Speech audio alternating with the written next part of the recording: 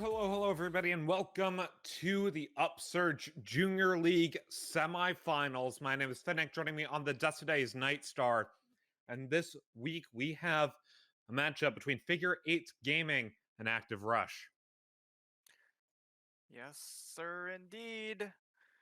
And I mean, for this evening match, we both me and you did watch Figure8's quarterfinal matchup, and we were quite impressed, I would say, by this roster. Now, Active Rush, we actually haven't seen um, before, and also the fact that there's not much Battlefy record onto them. So, we're going into this a little bit blind. I'm certainly going to be um, leaning towards Figure8 because we've seen what they can do.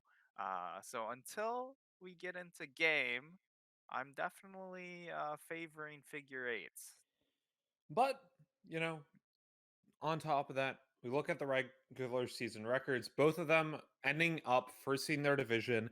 Infernal Division winners Figure8 Gaming ended up perfect series score throughout the regular season, where Active Rush, number one seed in the Mountain Division, was 6-1. That said, I have seen this roster a couple times in other leagues at the plat level, so I will be interested to see if they can bring the success that they're bringing in other leagues into this Upsurge tournament. As we are in the semifinals, obviously, finals are next week. This one is a best of 5 matchup as opposed to the usual best of 3s. So we will see how well these teams stack up against each other as we are getting into pro draft in a minute. Yeah, pro draft coming up here. We're just waiting for everyone to ready on up here. Um, but as you saw before in the brackets, both of these teams did have a fairly easy time getting through to this break point. And now we are at last jumping on in to pick in bands, and oddly enough, there's actually not too much overlap as far as their champion pools go. Um, However, most notably, the overlap is actually in that bot lane where both AD carries really favor the Lucian pick, and a lot of Morgana also being played by both of these supports. Yeah, and definitely both teams also like early game focused jungling, but Active Rush opts more towards the Gragas and the Greys. We've seen J4 and Lee Sin, both from Figure8 throughout the season, so I'm excited to see where that jungle matchup takes us. Silas, Darius being banned away by Figure8, Lee Sin being banned away by Active Rush. I would expect if they're going to target ban the jungle for them to go and ban out or pick up the Jarvan. As we see, they actually ban out Veigar as Trundle gets banned away by Figure8. Yeah, and Trundle has seen quite a rise in priority in professional play. Also, the fact that it just really destroys a lot of these tanks, as we see it is going to be Ornn banned out, which ends up resulting in Figure8 locking in the set. So, set, while 2 weeks ago in our previous match, we talked about set most likely just going into the jungle or the mid lane. Surprisingly enough, we did see it being sent top lane in game number 2, and he ended up also playing it in last week's match. So this is a 3-way flex now for the side of Figure8, which is very exciting. But on the flip side, we see Maokai locked in, just looking for that steady top laner. He's not necessarily going to get destroyed by Set, and will scale incredibly well. Yeah, they also pick up the Misfortune here, which is the highest priority AD carry on this patch, even more so since Aphelios got hit with even more nerfs. I would expect Senna Ezreal or Xayah to be picked up by Figure8, since those seem to be the other 3 AD carries that people pick up in response. That being said, they pick up the Jarvan here because they like playing it, but also because if you have an MF on the enemy team and they haven't picked up Jarvan, it's a good idea to pick that one away, especially since you've already banned out the Sylas. Yeah, denying the Jarvan here is really nice. It's of course also going to be Era's best or most played jungler, and just gives you that double flexibility of being able to be super aggressive in the early game. If you snowball super far ahead, you can just go the AD build. Otherwise, you can always fall back if you're, being a supportive style jungler, you're getting the kills onto your laners, you can still opt into that tank build, which will still scale very, very well. Pantheon locked in is very interesting. It adds a lot of early game flavor in addition to the fact you have the MF. So I expect to see right now from Active Rush a lot of dragging control with just these two champions. Yeah, they can really pressure the bottom side of the map, especially if they have a strong mid lane. We see Active Rush banning away Galio here, kind of telegraphing that they might want to pick an AP assassin, as well as that champion has been played quite a bit by Figure8, so just taking that one away. We see Braum being banned away here in combo with the MF. I would expect this next ban to be something either like the Leona or like the Nautilus, which does combo as well with Misfortune very well, as this will be the first pick support from Active Rush coming in. Syndra also being banned away by Active Rush here, more towards the mid lane. Yeah, interestingly enough, they don't end up banning out the Lucian here. Lucian, of course, would be one of those other early game champions that could possibly pressure the MF. And Figure8 have played a lot of Lucian Nami, so it is a lane they really, really enjoy playing here. So I kind of expect them to lock into Lucian once it is their turn to pick. For Active Rush, now you're going to be looking at support, or jungle, or even a solo laner if you decide to flex that Maokai into the support role.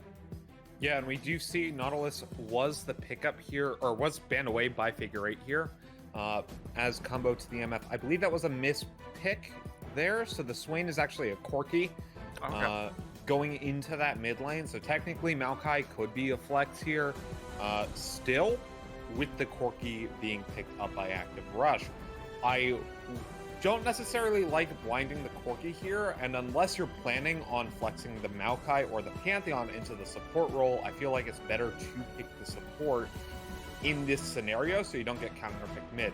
As expected, though, we do see the Lucian here in that AD carry position, and we'll see what they pick up for mid lane in response to the Corki. Could be something like an Azir, as Syndra's already been banned away. Also could be Cassiopeia, as she's very good this patch. Yeah, Cassiopeia is very good into the team of Active Rush, as it just denies some of that engage potential from the Maokai, being able to zone him off with the Miasma. Pantheon also very short range. It doesn't do as much to Misfortune because she can cover a lot of distance with her bullet time. But also, interesting enough, I would have preferred to see the Swain support, ironically enough, but it will be Nasus being locked in at the very end. So Nasus going in the top lane, most likely we're looking at that support Maokai, and Pantheon will be headed into the jungle. So very interesting draft coming out from Active Rush. It's going to be heavily reliant on the Corki to really pop off here, because otherwise they are going to be very heavy on AD damage. But I mean, with the Nasus changes, he could just be very, very terrifying up into the top side with his extra armor penetration. Yeah, and kind of on top of that, right? this isn't the first time we've seen a Maokai being flex support in this way.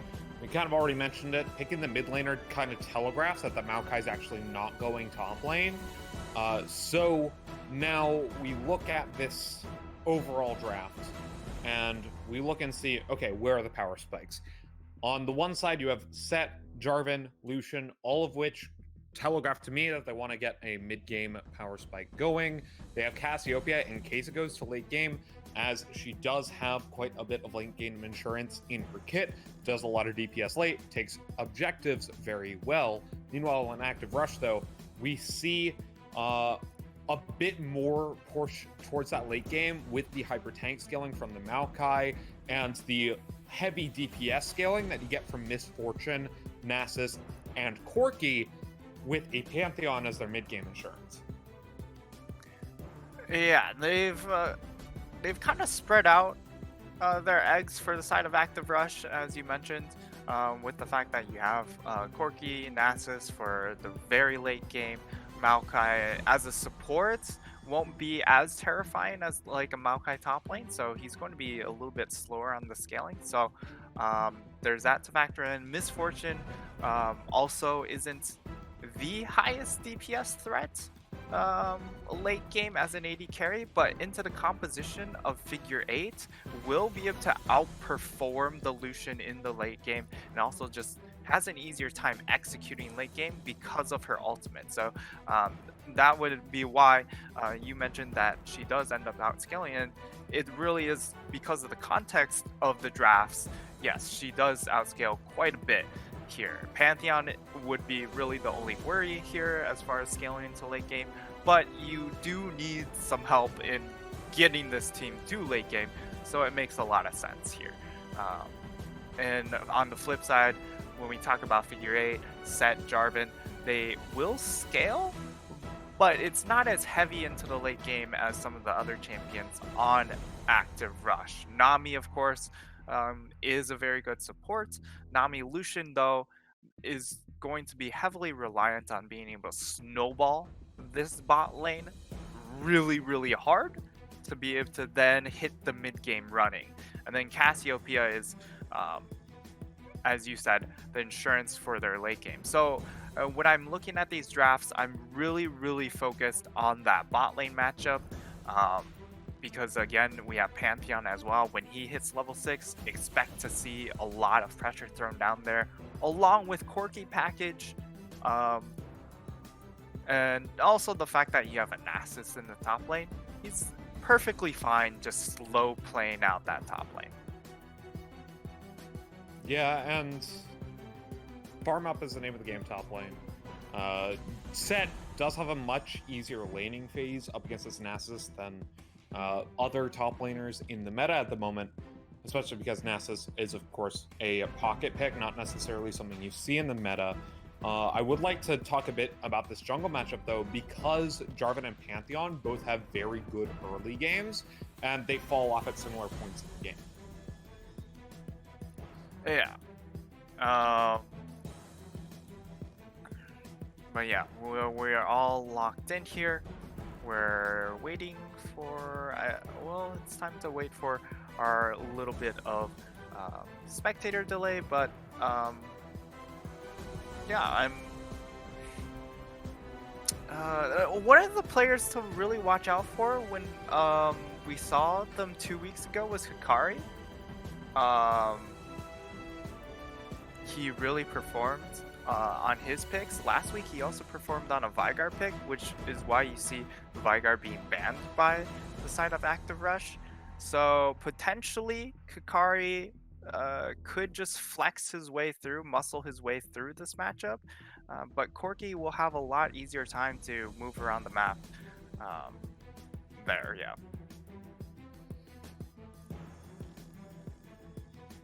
Yeah, and obviously moving around the map is kind of this name of the game for the side of Active Rush. They have two very good split pushers in the Nasus and the Corki, as well as they can put the Pantheon in the side lane if they need to, getting into fights with the Grand Skyfall. And when you look at that kind of map movement, okay, let's say Active Rush gets to their 1-3-1. Who is responding on the side of Figure8? Yeah, and for Figure8, yeah, they don't have too many answers for that 1-3-1 split. Also, the fact that even if you do have the 1-3-1 split to match, the fact that there is a Pantheon that has the ability to just ult in with the Grand Starfall is going to be really a big pain to try and factor in. And so Figure8, they're going to want to just group 5 as soon as they can once they hit their power spikes and try and just find these 5v5 fights as much as possible. Although, if Cassiopeia gets far ahead, that could be a threat in that side lane, or if Set, of course, if he just absolutely pummels this top lane matchup, which I would assume Krobo Wojcik would understand the matchup given the fact that he did last pick this Nasus. But there is potential of a snowballed Set possibly being able to just deal with the Nasus in the side lane. That being said, though, we do have to take a quick break as we get ready to go into the game. And before we get into the game, we have a quick word from our sponsor, but we'll be right back. Don't go anywhere. Started with a vision of quality, a vision of uniformity. We took the time to create something familiar yet refreshing, something with a bit of change. Designed to fit any brand's unique vision.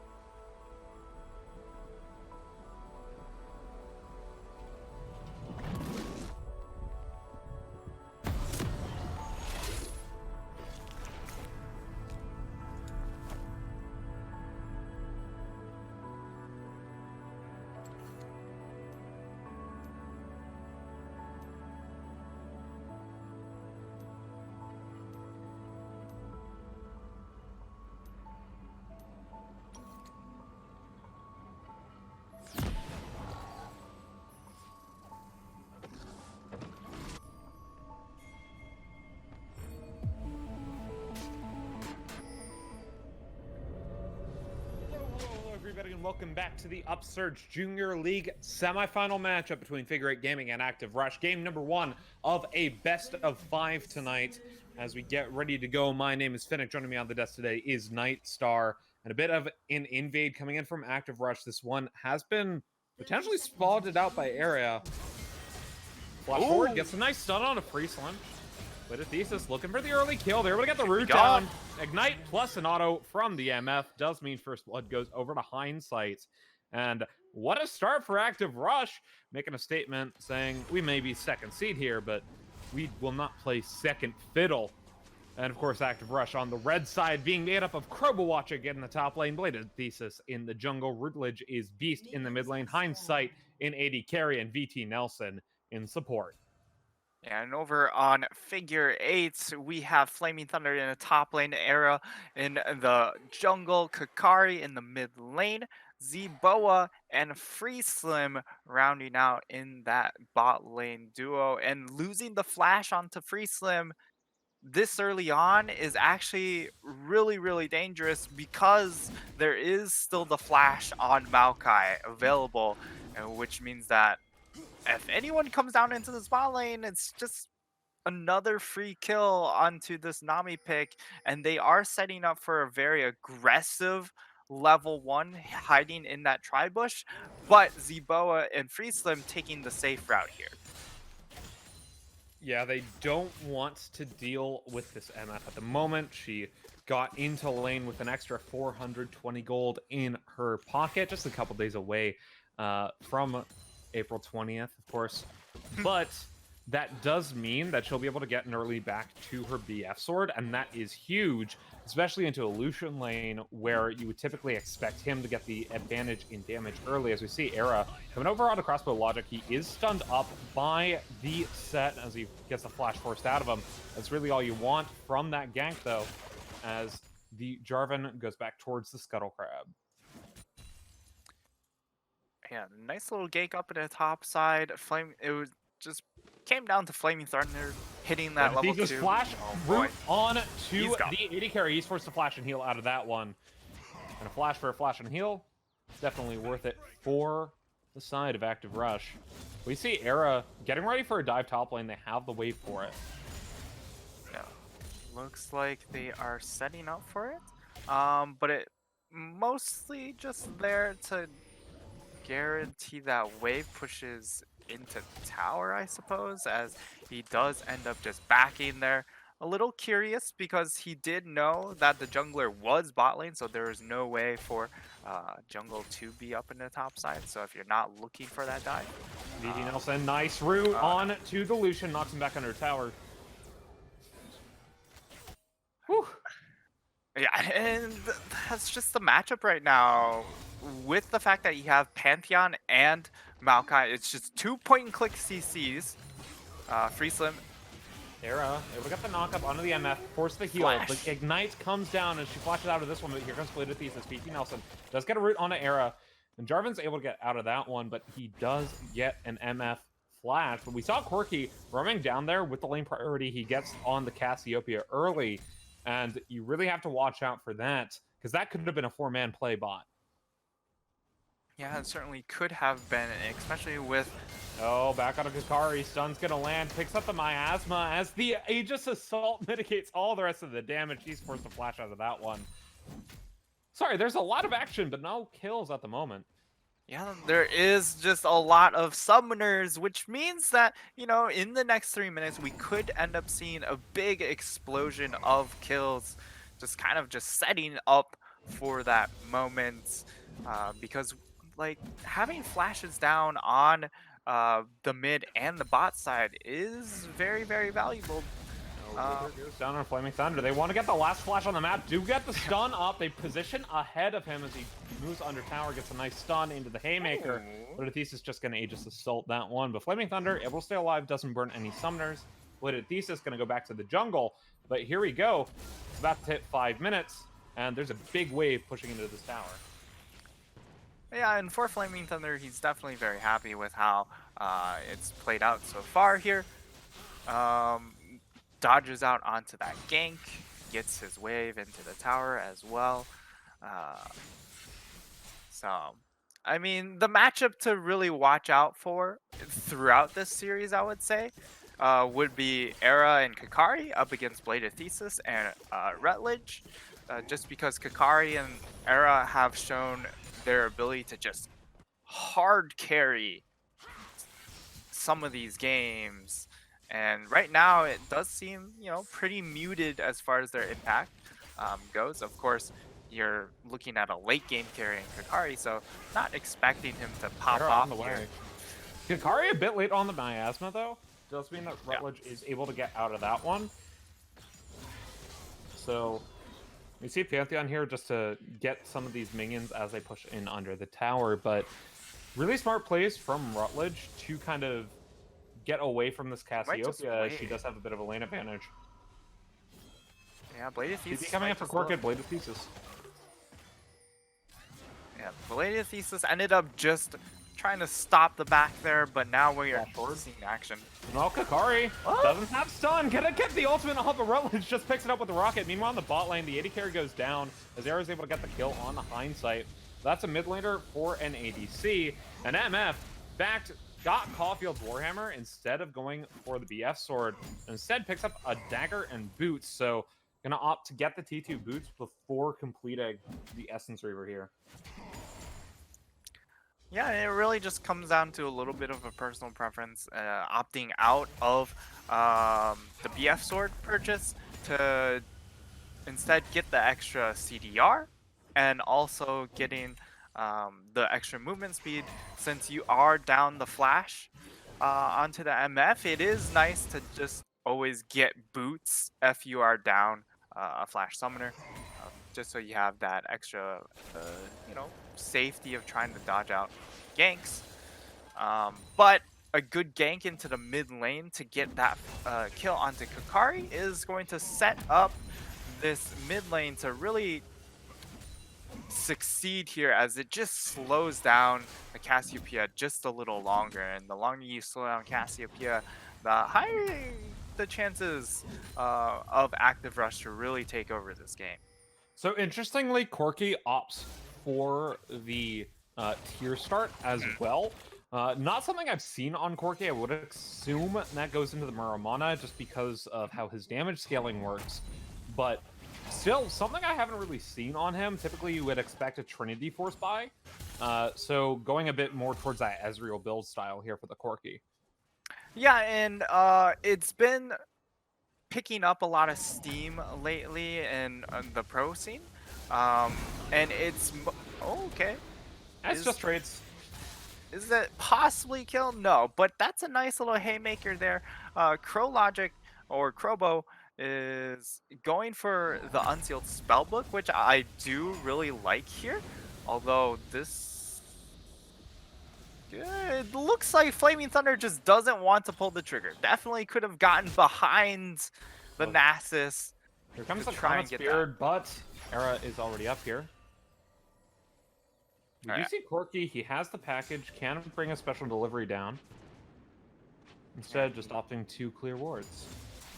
Just waiting around there. Most likely will end up using that package active to clear out that mid wave. As we see, pushes the Kakari back under towers. We see DT Nelson comes in. TP being channeled from Flaming Thunder as he goes back in. Ultimate, not going to be able to get much more than a slow as Era now under tower. DT Nelson, though, tanks up a bunch of damage. Bladed Thesis makes the way in. TPs and ults down. Flash forward, gets a stun onto Kakari. He's healed up by the ADC. As we see the showstopper going to the backline. Flaming Thunder able to get the kill onto Rutledge as Bladed Thesis is forced to make his way out of that one. Summoner heal not available, but he is able to heal up himself ever so slightly. A 1-for-1 in this mid lane. But this is a lot of tower pressure going over to the side of Figure8 Gaming. And tower pressure in mid lane also means dragon pressure. And they're going to be able to cash this in onto Dragon here, especially with... Well, actually, they aren't, because of the fact that both of these junglers are extremely low. And that's also your frontline tank, who's tanking up in the Dragon. So we're going to get a reset. Still no Dragon at 10 minutes, so it's a little bit surprising, especially given the fact that you've hit some of these breakpoints now. You've gotten the first package onto Corki, except it wasn't used bot lane. You're now level 6. From Zboa, Ignite, Force and a Flash, and the heal. Yeah. So that's going to be them. I'm backing off in that regard. And just, you know, waiting for now that dragon fight. Because now you've got extra summoners down, but for the MF, she still has her ultimate, which means she still has the possibility of just winning this dragon fight by herself. And yeah, I suppose going back to the Manamine discussion, it's mostly the fact that when you get Muramana and Triforce, it's such a big 2-item power spike for Corki, rather than In comparison, the rapid fire cannon and Triforce that we used to see, you just get more consistent damage, whereas if you get the rapid fire, you're relying on getting that extra crit to get that extra damage. Yeah, and as I saw in the top lane there, Flaming Thunder did burn his flash as Logic forced it out with his ult. That's going to be back up relatively shortly as you see Era moving towards the mid lane. Could be looking for a gang on a Rutledge. He is grounded up. The ult not going to be able to get there as he kites back in. Bladed Thesis now going to get knocked up. Back into the Cataclysm. Jumps back on to Kakari. He will go down. Rutledge gets flashed on by Era. He's going to want this kill. Is FreeSlim also here with the tidal wave. Pops the stopwatch to stay alive as he gets healed up by the Nami. That's going to be the third kill of the game going on to Era.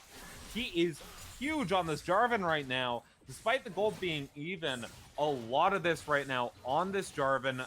3-0-1, almost completing his Cinder Hulk. And they're going to move towards this dragon. So it looks like Active Rush knows what's going on. Okay, moving towards the dragon here.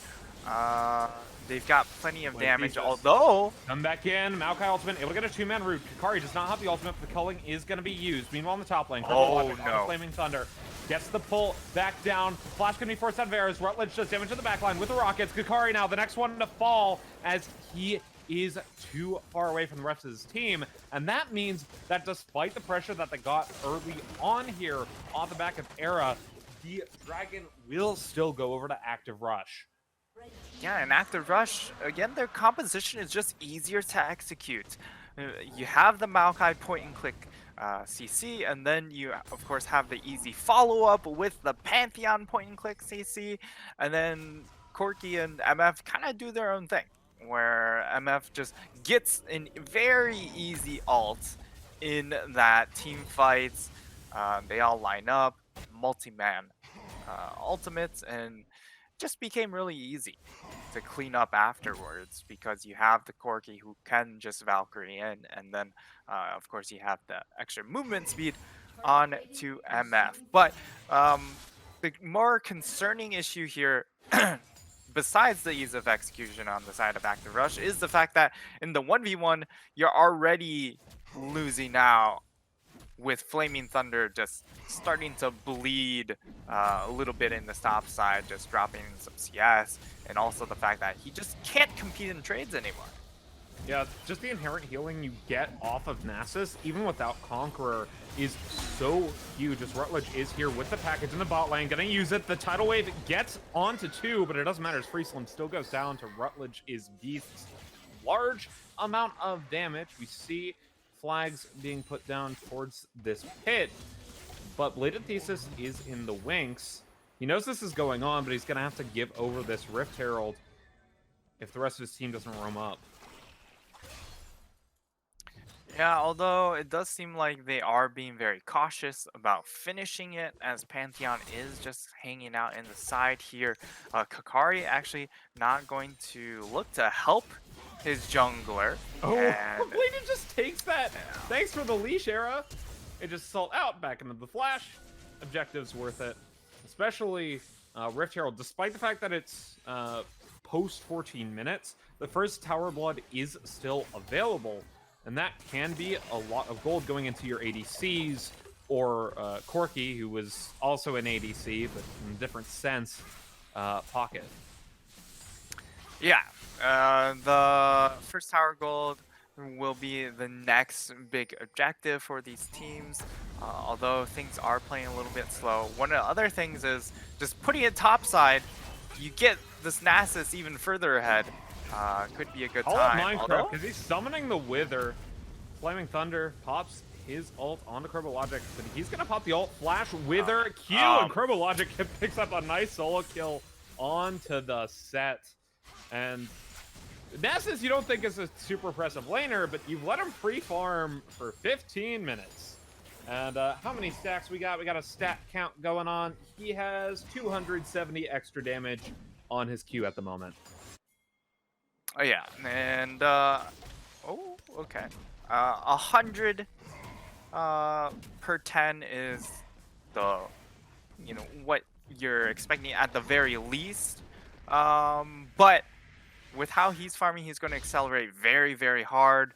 And also the fact that Flaming Thunder, instead of completing the Blade of Rune King, he's opted to get himself a Phage for the extra movement speed. The build path is just a little wonky here from Flaming Thunder.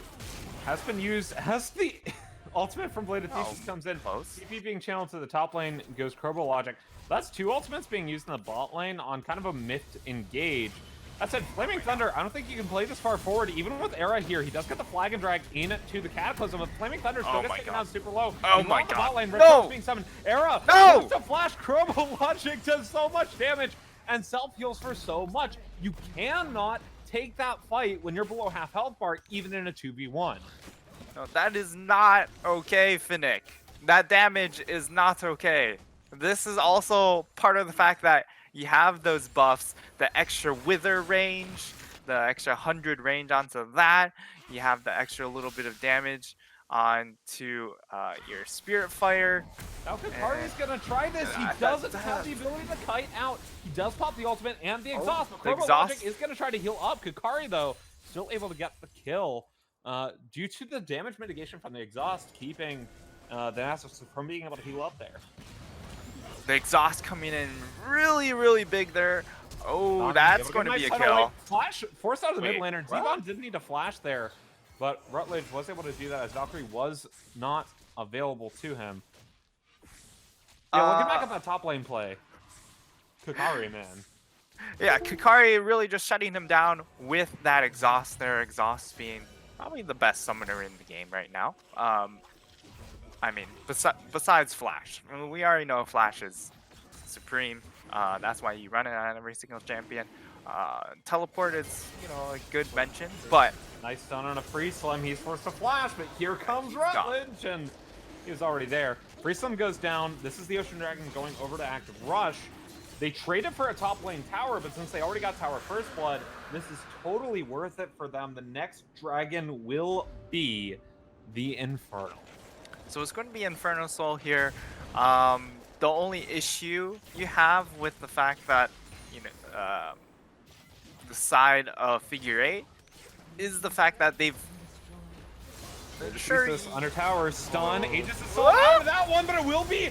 Oh, what? Into the Haymaker, Flaming Thunder, still able to pick up a kill there as Hindsight picks another one up for his team. Double kill coming in for Hindsight. He's able to go on to the Cassiopeia, but the shutdown gold does go on to this Jarvan from the Corki going down. Overall 2 for 2. Gold-wise, though, that one does slightly favor Figure8, as they were able to get a nice, I believe that was 150 gold bonus for killing down Rutledge. Here comes VT Nelson. Point and click CC. OP as the Nami's not able to pick it up, but there's the tidal wave. Zeboa doing the damage he needs.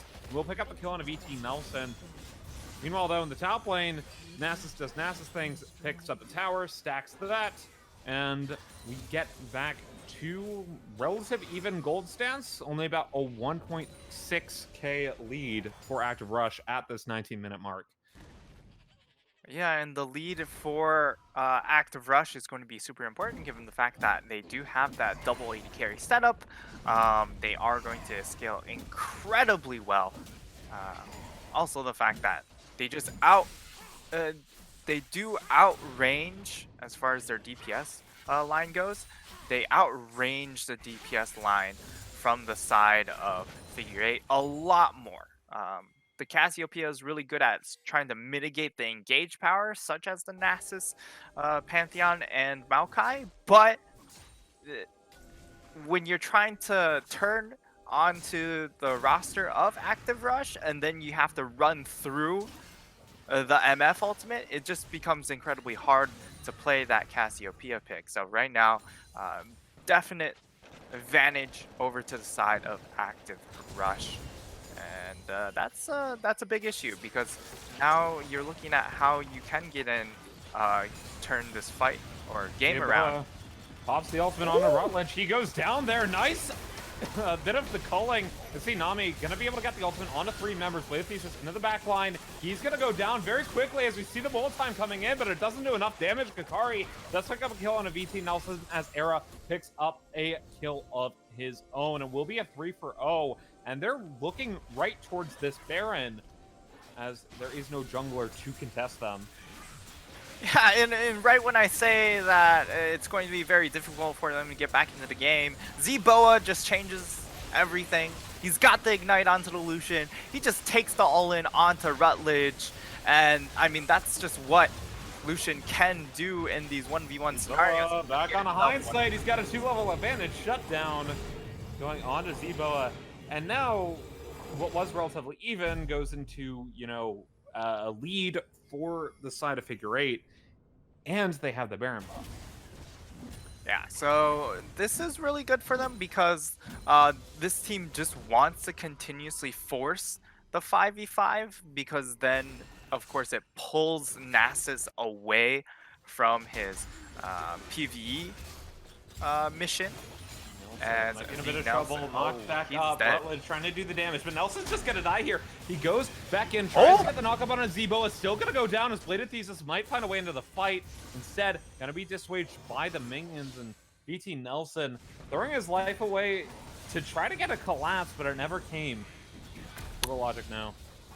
A bit forward. Yep. Nice ult from the Cassiopeia onto 2. He goes right on the Han site. Bladed Thesis now can easily just assault to mitigate the damage, but he is exhausted up. Probo Logic now in a 1v5. Force flash over the wall. Thanks, Flaming Thunder, for carrying me to that wall. It will end up being an overall 1-0. This does mean that this mid lane turret will go over to the side of Figure8 Gaming. And Figure8, they're playing the map really well, just catching people out in these pockets of vision, also just being able to pull the trigger on a dime. And now we're actually going to see them push in for this inhib. They're going to get the inhib tower. It doesn't look like... Yeah. Going in with 2 ultimates. They go! But it will be the Corki who dies anyway. Era goes dominating as there is no trade just yet. The Malphite ultimate will be able to get on a Flaming Thunder. He will eventually go down here as he does not have the showstopper to his name. Z-Boa, though, doing damage on the side. Not able to pick up any kills. The culling only hits tanks. It will be an overall 1-for-1. One less Baron buff for Active Rush to worry about as the dragon spawns. Cassiopeia soloing that one. Yeah, Cassiopeia looking to finish out onto the dragon. Will indeed be able to get the finish, although Bladed Thesis is around. But if he goes for this, the ult misses, but it's still taken by the Lucian! And it will be Kakari going on a killing spree as we see BT Nelson trying to peel for his ADC. Doesn't matter though, Z-Boa was able to charge forward. Double kill comes in for the Cassiopeia. They're going to be able to reset the map, go back towards this mid lane, and continue their push as they just keep winning these skirmishes. Active Rush looks completely different than they did 10 minutes ago. Yeah, well, once the map started to open up, they just looked completely lost. And with those 3 kills, they might be looking to take a Nexus Tower. They might be a little bit greedy in trying to finish the game, but certainly taking a Nexus Tower wouldn't wouldn't be a bad option here. But they are taking a lot of poke. They haven't bought as well. Kakari stunned up. Here comes Era into the backline. Cataclysm into 3, but he ends up trading his life for it. Bladed Thesis gonna be the next one to fall as Kakari goes unstoppable. 1-for-1. No junglers on the map, but it will just be the wave clear coming out for Active Rush. Gold does go over to Active Rush, though, as they were able to get a nice shutdown. I believe that was 600 gold bonus, so 900 gold kill from Era, but still, they are down about 4,000 gold at this 25-minute mark. And while they have the late game scaling, it's very difficult when you're up against a 6-3 Cass. Yeah, like Cassiopeia is just so strong right now, and the other issue is the fact that no one on the side of Active Rush, there's no one that's built heal reduction to stop the Cassiopeia healing from the Conqueror, and also the fact that her Twin Fangs also heal her here. Sure, you have the Bramble Vest onto the Nasus, but that requires the Cassiopeia to auto attack, which when your Twin Fangs are on a shorter cooldown than your auto attack, that will never happen. So they do need an Executioner's Calling. In a bit of trouble. Nami gonna use the Tidal Wave, not gonna hit him though. He's under tower. Chasing. Caught the Cataclysm, and Era now trying to do the damage. Aegis Assault not mitigating any of that alt damage from the Lucian. They're gonna try pushing in on this bottom wave as Cassiopeia split pushes in the top lane. Kerbo Logic is potentially looking for a flank on the side here. Might be a bit of an overextension. This is a 4v4. Kerbo Logic needs to find someone and instead gets stunned up by the Nami. Gets a Wither onto Era. He will go down to the MF damage. Hindsight picking up that kill. But meanwhile in the top lane, Cassiopeia just free pushing onto the tower. Yeah, and for the side of Active Rush, they're getting a little bit desperate. They want to try and just find any sort of pick. Ooh, VT Nelson in a bit of trouble. Haymaker gonna do the damage as the Cassiopeia follows it up with the Twin Fang. Here comes Bladed Thesis though into the backline. He's able to get a kill on a Free Slum. His Flaming Thunder now gonna be the next target. He needs to get to this Blasco, needs to get it. But there's the flash forward. He won't be able to escape. Or should he say, he will be able to escape, but here comes the Haymaker back into the Showstopper, still dies to the ADC, but the Cassiopeia goes dominating as he picks up the kill onto the enemy mid laner. He's just pushing in onto these turrets. This might actually be a bit of a base attempt from Kakari. They do get another tower out of this one. It will be an overall 2 for 2. So many towers, though, going over to Figure8. Kakari feeling very good after that one. Yeah, Kakari just pulling them away from that dragon pit fight, pulling them back to base once he started hitting that last Nexus tower, and now they're going to turn onto the Baron. There's really no way for them to turn onto this. And look at that healing. That healing is absurd. Kakari came in at 30% HP, and now she's just able to 1v1 Baron. Yeah, wonderful. your QE healing is kind of dumb. BT Nelson gonna try to get some cheeky roots down, but at the moment, nothing more to see here. Baron going over to the side of Figure8. As Active Rush need to find a way to solve out this game for a bit longer, get the items they need onto their late game carries. We see a Zeal coming in for the Corki and a rapid fire cannon almost built for Hindsight. They need to get to these power spikes, especially because Lucian opted for the lethality here. They have the ability to out damage him late. They just need to find the time. Yeah, although Flaming Thunder really wants to try and make sure they don't get that time to scale, popping the Blade of Rune King active to try and chase someone down, unable to do so, and it's just going to be Figure8 settling for the second Inferno. And now with 2 Infernos down here, it just gets scarier and scarier. Hindsight a bit far forward. Whether from Kerbo Logic. Yeah.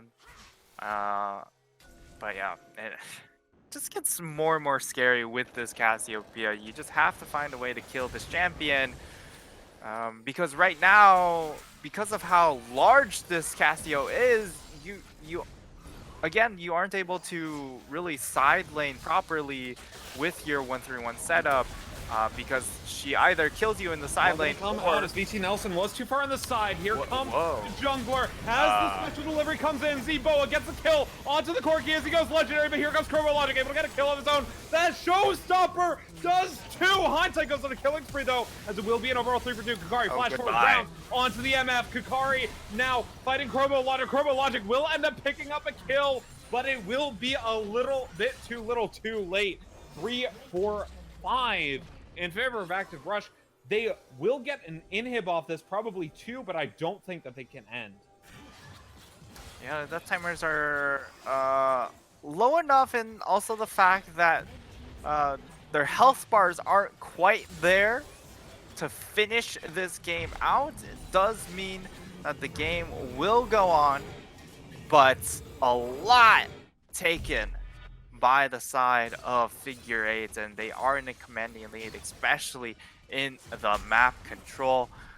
Really, Figure8 can do whatever they want with this map here. And for the side of Active Rush, it's hard to say because while you want to split the map, you can't do it when you're all just stuck in your base trying to deal with these super minions.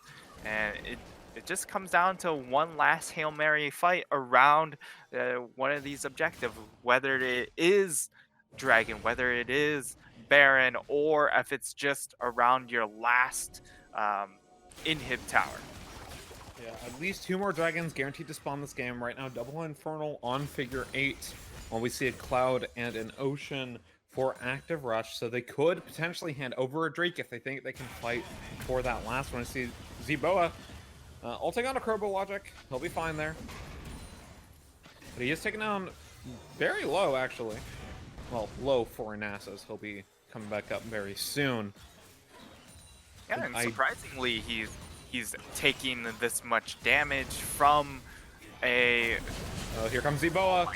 My He's God. caught out of the fight as the ultimate comes in from the jungler. Bladed Thesis gonna try to grab with the Aegis Assault, but Set already in the backline, able to get it with the Showstopper. Zboa goes legendary as the Cataclysm comes through. Crobo Logic, the next one to follow. Double kill comes in for the Lucian. Make that a triple as he picks up the kill onto the Maokai. Rutledge is best, trying to kite his way out with the Valkyrie era. Gonna go ahead and pick this one up with the Dragon Lace. No, he's not gonna be able to find it. Rutledge able to stay alive here, but the Nexus falls, and it will be a game 1 victory for Figure8 Gaming. They go up in the series 1-0.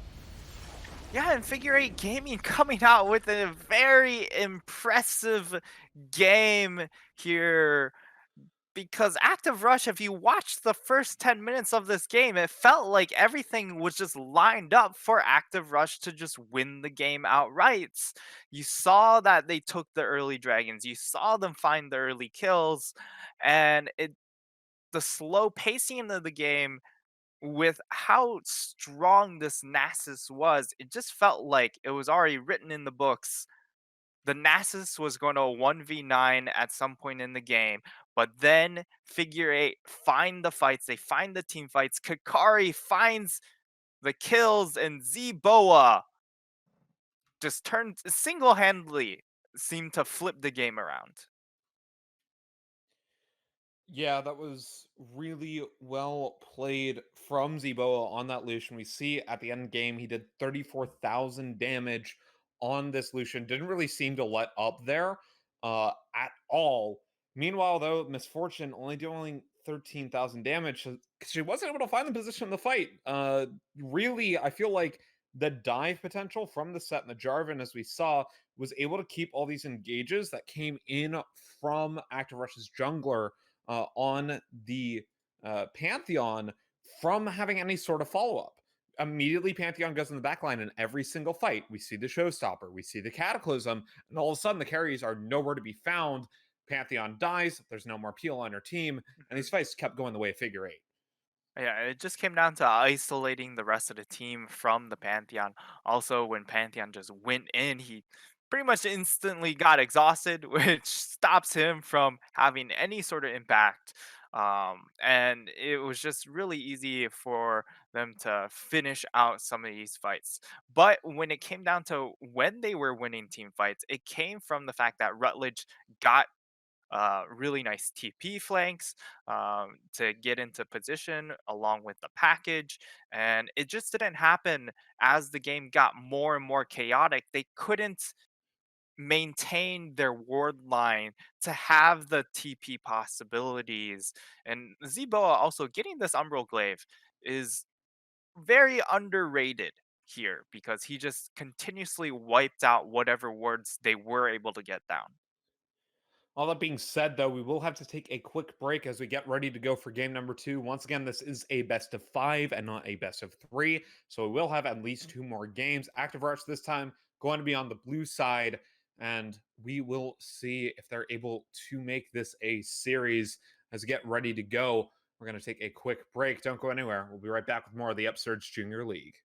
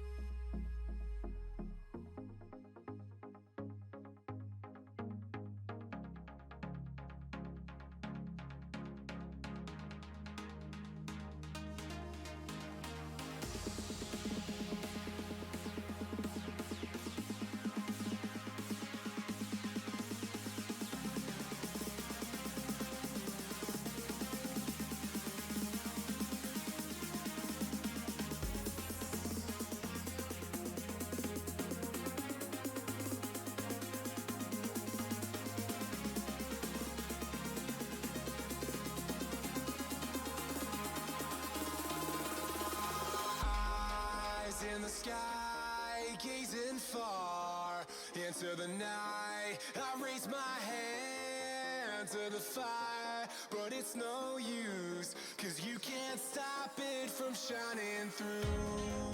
It's true, baby, let the light shine through.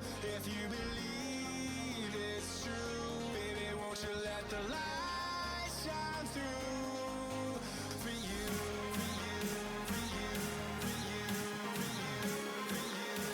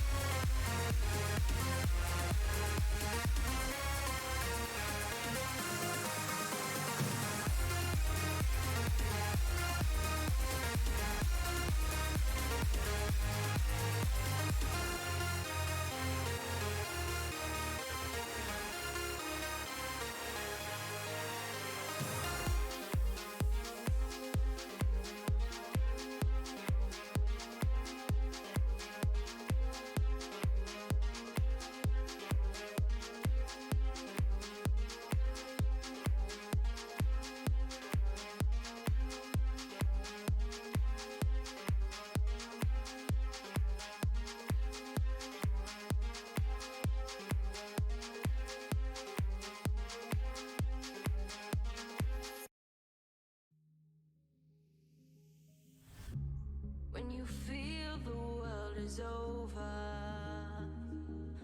when you say you're feeling lonely, if you ever need a shoulder, you know where to find me. Stop chasing all the city lights, breathe me in, go on and take your bite. Count on me to make you come alive. You know where to find me tonight.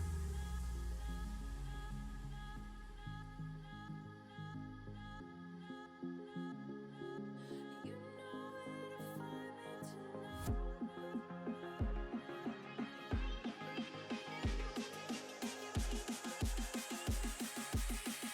where to find me tonight.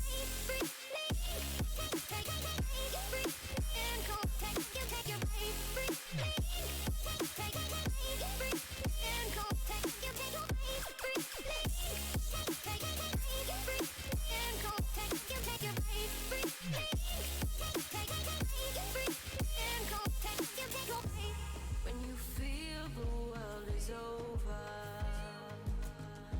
when you say you're feeling lonely, if you ever need a shoulder, you know where to find me. Hello, everybody, and welcome back to the Upsurge Junior League semifinal matchup between Active Rush and Figure8 Gaming. My name is Fennec. Joining me on the desk today is Nightstar. And after a game number 1 victory from Figure8, let's see if they can pick it up going into game 2, or if Active Rush can make this one a series. We're going to pick some bans. Lee Sin Vagar, Silas Trundle being banned away. Yeah, fast start. Very similar bans we saw in game number 1, but Active Rush making an adjustment and taking away the Lucian is very surprising, given the fact that they do play a lot of Lucian themselves onto Hindsight, or at least in solo queue. Not sure if he's really played a whole lot of it in Upsurge, as we don't have too much record on that. But the first pick looks like will be the set Denial, deciding that the team fight impact from the set was way too much. And I agree, while the Nasus really took over the 1v1, the fact that Set and Jarvan just isolated that back line and preventing them from having any follow-up on the Pantheon engage was very frustrating for the side of Active Rush to deal with. Ornn and Braum going to be taken by Figure8 here. Obviously, with Ornn having not been banned here, they're able to pick that one up. Doesn't do as well into the set in lane, but obviously you pick that one up for the late game and the ornament scaling you get alongside this Braum, which telegraphs to me that they might want to pick something up like a Sejuani in their jungle. We'll see, as Varus going to come in for Active Rush and probably a support pick here. Yeah, Varus locked in here. Support pick could be on the table, knowing that you're already into the Braum here. You're very free to pretty much pick any support you'd like. You can go for the melee support with the Nautilus and Galio. Also a very good pick here. Also has that flex potential here, depending on the mid lane matchup. So still a lot up in the air for Active Rush. I like how they opened the draft with the flexibility, which is what you want on blue side. But for Figure8, being able to secure the Ornn early on is also very good here. And getting the Jarvan adds a little more early game flair, but it's also, of course, Era going back onto the Jarvan, which had a very good early game impact in the previous game. Yeah, Era did wonders on that this series, also did wonders on it in the round of 16, which we saw 2 weeks ago.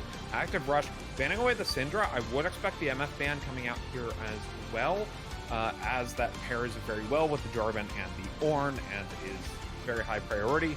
Varus, if they go for that early game lethality Varus, which combined with Galio and Set they might be doing, but we have to see the rest of their comp, could do well in lane into the MS, so maybe they're not worried about it. We see Echo and Nasus being banned away by Figure8, giving respect towards that Nasus top and the Set flex. Yeah, and the side of Active Rush round out their bans with the Cassiopeia at the end here. So trying to pinch out that mid lane.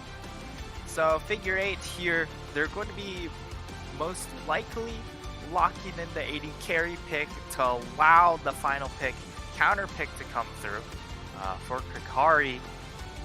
As we'll see what they end up locking in. Misfortune, of course, the obvious choice. And it's just great setup for the MF as well, because you've locked in the Braum too. It prevents the MF from really getting denied her ultimates, along with the Ornn getting denied his ultimates. So everything just lining up really, really well here in the second phase of Figure8's draft. But Active Rush locking in the Zac means that they have the ability to get onto this MF, and it's their turn this time to add a load of disruption to try and isolate the front to back line of Figure8. Yeah, and they tried this last game with the Pantheon, but this time, because it's an MF, a lot more immobile. Corki going to be picked up, so that will be a Galio support. We'll see what the counter pick is in this mid lane, but I would like to point out it is a blue side gank, which favors top side ganks more than it does bottom side, but given the fact that they have this set already, they could opt for the top side. It is strong against the Ornn, but as you said, trying to snowball this Varus up against the MF, especially when you have plenty of early game with the Galio and the Set, means that they could be looking towards that skirmishy type 325 win con as the Orianna gets picked up by Figure8. Yeah, Figure8 going for a very clear, front to back standard team play, wanting to, just combine their ultimate powers here. They've got a very press R composition, although I actually would have preferred the Zir in this comp, just being able to create some space for his team.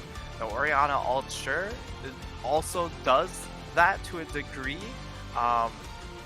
but the Zac, the Galio, the Set still will be able to get access to that back line, and the Azir would have been nice to just reset these team fights. Yeah, and Galio support has seen a resurgence recently. I've seen a couple people in high elo have been playing that in solo queue and in a couple tournament environments as well. So I am interested to see how well this pick works. Obviously, hasn't really been seen in that position since they removed the flash while channeling the Shield of Durand. But as you said, lots of backline access with this team comp. They have Set, they have Galio, they have Zach, they even have Corki, right? So it really comes down to, can they execute on these team fights and skirmishes before they fall off? We don't know what this Varus is going to build yet. He could be late game, he could be early game. That changes their win comp. Yeah, the win condition definitely can change quite a bit here. And for active rush, the Galio pick, just to dissect it a little more here, he's gotten a recent buff to his ultimate as well. When he channels his ultimate, he gives magic or a magic damage shield to everyone encapsulated on his team under the ultimate. So he adds that a little bit extra magic damage denial, and then against the Orianna, it actually will help quite a bit, since Orianna is just going to look to dump as much damage. MF also does magic damage on her passive, so the Galio ultimate actually gains quite a lot of utility in this manner. But it really just comes down to how the Varus Corki will do up against the MF Orianna. I expect to see the Varus to go on hit or AD, just the AD crit build. Most likely it will be the on hit since he has to deal with Ornn, most likely tank Jarvan, and also Braum. So very beefy front line from the side of Figure8. So on hit certainly makes a lot of sense here. Yeah, and you see this Corki as well. Last game didn't really do all that much compared to the enemy ADC, but he still got the highest damage on his team. So watch for roams from this Corki once he picks up the package, because I have a feeling he's going to be the key to get this Varus out of lane, assuming it's the on-hit or AD Varus. I would assume on-hit, considering the fact that it is Ornn, probably Cinderhulk Jarvan, and a Braum on the enemy team, but you never know. Yeah, there, could be considerations to both of the other builds. If you want to just pressure the backline to assist in allowing your big beefy frontline tanks to finish off that backline, the lethality build will be able to help out in that regard. And then you just hope that Set with his true damage and then Zach with his percent health damage will be able to then win the clash of tanks per se here. So that's something to consider. But again, the on-hit build is just so good against the triple beefy boys on the side of Figure8 that it should just be the play. But that does give us some time to talk about these beefy boys in their lanes. Starting in the top lane, it will be Set versus Ornn. Yeah, Set with his true damage will be able to out-duel the Ornn the longer the game goes on. Most likely he will be going for the Bladed Rune King with the Black Cleaver build, which will mean he just wins out on the 1v1 duels. But Ornn early on has the potential to find some of these skirmishes in the 2v2, also in the 1v1 when he does hit 6. So it's not impossible for Flaming Thunder to win this lane, but it really just comes out to him playing the early game really, really well. Yeah, and speaking of early game, he's got a Jarvan to help him up. Obviously not the best gank target in the top lane is the Set, but it will be Jarvan versus Zach in the jungle, and early versus kind of mid-game spikes for these junglers. Yeah, in Era, he's going to have the full advantage in this early game here in this jungle matchup. Being the Jarvan, you have the ability to have that level 2 gank possibility and just continue to pressure the map up through level 6. Of course, level 9 is when Zac gets his full engage range. That's when you're expecting to see Zac kind of turn on here. But for the most part, Jarvan looking to dominate this matchup, and he has the lanes to really do it as well. Yeah, and one of those lanes being this Orianna into the Corki. Of course, both of them not really hitting spikes until a bit later in the game. But even though you're like, oh, it's a Corki, it's Valkyrie, it's tough to gank, it is easy for an Orianna to force that out of the Corki.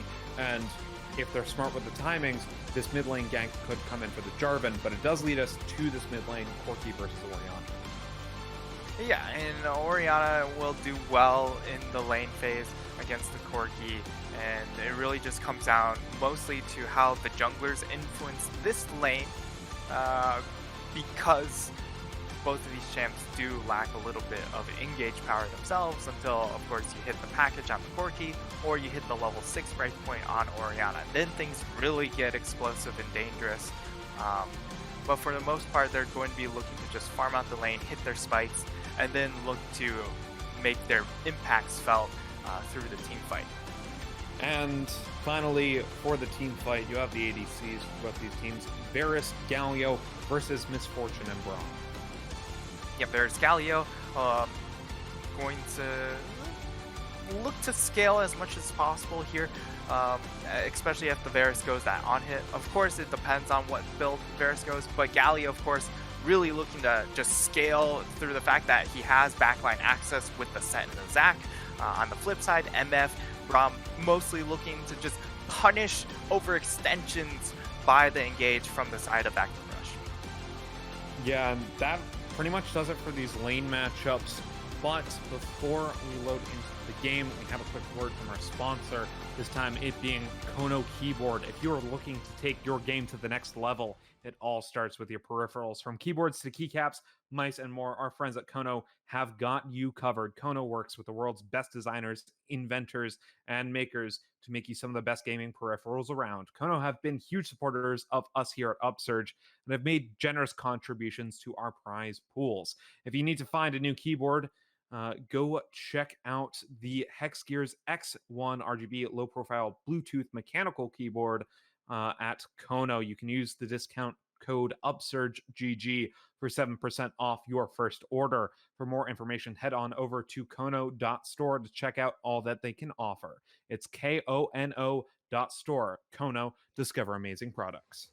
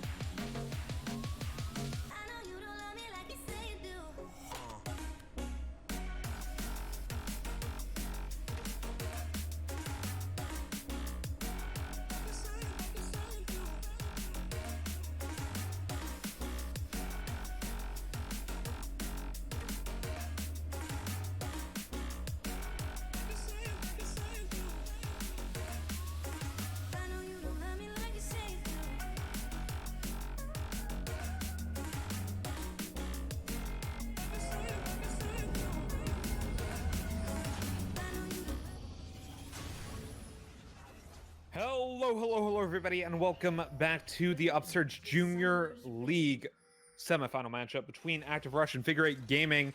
It is game number 2 in this best of 5. Active Rush currently down 0-1, but they're setting up for a bit of a counter invade towards this bottom side of the map. But alas, Figure8 with 5 points. Yeah, it's going to be a defensive setup here. This time they're not going to be able to find that free flash onto Free Slim, which definitely played a large part in the side of Active Rush being able to get off to a really good early game start. This time, denying that away from Active Rush, and it's perfectly understandable because this is a composition that will be able to just snowball off of the early game on the side of Figure8, and slowing yourself down by burning any early flashes is definitely detrimental. Yeah, but you never know how the early games will go. Both the junglers starting on the bottom side of the map. Zach does like to go for a full clear here, so that's what I would expect. Jarvan, in not going for that level 2, is going to go buff, and then either Krugs or the Raptors go level 3, gank top side, try to get a flash there. Yep, and we do see the lethal tempo come out onto the Varus Hindsight, opting for the scaling, which, I mean, both me and you did mention that it was going to be the more optimal setup here, as just the fact that you're looking to scale as hard as you can with this composition, and the fact that you are going to have to deal with a Braum, Cinderhulk, Jarvan, and Ornn in your face. So just the way for them to actually get the kill, and Nelson could be in trouble. Level 2 comes in. VT Nelson forced a flash with a flashback from the Braum with the concussive blows pass. It does mean he gets first blood. And the power of level 2s. Yeah, that really was just the power of a level 2 there, as they just hit it, and VT Nelson does not respect it. Allows Free Slim to just get a free auto to trigger or to start the concussive blows stacking, and it's just free from that point on. Speaking of free, this tower going out pretty quickly due to the demolish on the Braum, so that will be first plate going over at 3 minutes. We do see that Jarvan did steal Zach's blue buff here, and will end up taking this Rift Scuttle, but he does have to fight for it. Both junglers level 3, although directed camera doesn't want us to see that at the moment. Kukari is roaming the way up, and he used command attack into a command distance, but here comes Rootledge. They're going to try to fight for this. The smite does go over to Era, and now he's on to Rutledge. He does take the Valkyrie, but he is exhausted down. Kukari now going to do some damage onto Rutledge. He's forced to flash. Kukari going back in with the autos, but Era is also forced to flash on that one. The Haymaker after the flash. Krobo is able to get the kill there, but Rutledge is still alive. Kukari now in the stretching slates of Bladed Thesis as Bjorn. We get a nice knock-up. I gotta find the elastic slingshot though, as Rutledge is still here in a 2v1. Goes in with the Valkyrie. Kukari gonna go down to Krobo Logic, and he's now 2-0 as Flaming Thunder is flashing over the pit. A 2-for-1 in favor of Active Rush. Yeah, in the Active Rush, they start out with a very good skirmish up in the top side. This should have been the side of Figure8 really succeeding in the fact that they have the Jarvan, who's going to be stronger in that level 2 scenario or that early level scenario, and then you have the Ornn, who should also be stronger in that matchup at this point. But you see that the Ornn didn't rotate down early enough, and the set did, and that just made a world of difference in just being able to get the set involved a lot faster. And sure, Kukari did so much damage and work in that little skirmish there, but unable to finish off these kills. And that's double buffs for a set. Flaming Thunder will not be allowed to have fun anymore. Yeah, you think, oh, double buff sunset. It's not that bad. You know, red buff is really the only one that matters. But you're forgetting CDR helps a lot early in this game, despite the fact that he's a resourceless champion. As you see, Free Slim in the wings with that Braum. But he's just going to come towards Back the top pass. side. Goes unstoppable, stretching strikes. Flaming Thunder does pop the blobs, but it will end up being a nice little kill going on to Crobo Logic as blobs actually tank up the tower a little bit there, but Blade of Thesis will get out of that one alive. Meanwhile, in the bot lane, though, Jarvan wasn't able to get the gank off, so he heads back towards mid lane. But this set now, 3-0, exactly where he wants to be at this 6-minute mark. I'm not sure if that was perfectly calculated, but how it falls down definitely is very nice for the side of Active Rush. And ooh, this Nice is knock gonna up. hit. 2-man taunt. Free Slim taking up the tower, but is able to stay alive just a bit. BT Nelson getting the concussive blows off of him. Yeah, and while it was a nice little engage, the Galiovaris are still just going to struggle in this 2v2. Also, just because of the fact that when you do land the taunts, it just makes it easier to just get stunned. Because it pulls all the aggro coming in from the Braum and the MF onto you. And if Braum already has one stack on the Galio, then the Galio just kind of stuns himself. Oh, Hindsight now has a stack of concussive blows on him as Stand Behind Me was used offensively there. I would like to point out MF does have quite a significant CS lead on top of that plate. So currently that's manifesting in the form of a 600 gold lead, and that's really where this gold has even, despite the fact that Crobo Logic has almost 1,000 up, or I should say over 1,000 up on Flaming Thunder at the moment. Yeah, and it's transitioned into this triple Doran's Blade start coming in from the MF, so MF just prioritizing lane power as much. Stretching strikes, able to get on a free slim, but he does use the Unbreakable as Hindsight now. Ooh. Has a stack of concussive blows. Galio ease out of that one.